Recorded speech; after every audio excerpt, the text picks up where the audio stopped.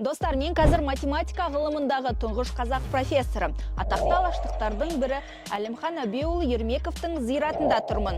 Осы сәтте Әлімхан атамызға қатысты тарихи оқиғаны айта кетейін.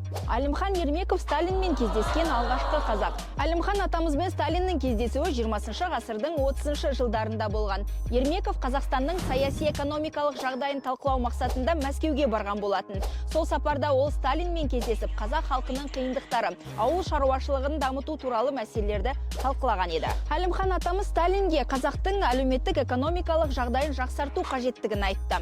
Ол қазақ ұлтының әл-ауқаты, халықтың мәдениеті мен білім беру мәселелері бойынша ұсыныстар жасады. Алайда Сталиннің саясаты сол кезеңде орталықтандырылған бақылауды күшейтуге бағытталғандықтан Ермековтың ұсыныстарын толық орындамаған. Бұл кездесуден не байқаймыз? Қылышынан қан тамып тұрған кеңес көсемінің алдына барып, қазақтың қиын тағдырын баяндаған Әлімхан атамыздың ел мүддесін қорғаудағы көзсіз батылдығын көруге болады. Бұл Қазақстан тарихындағы маңызды сәттердің бірі.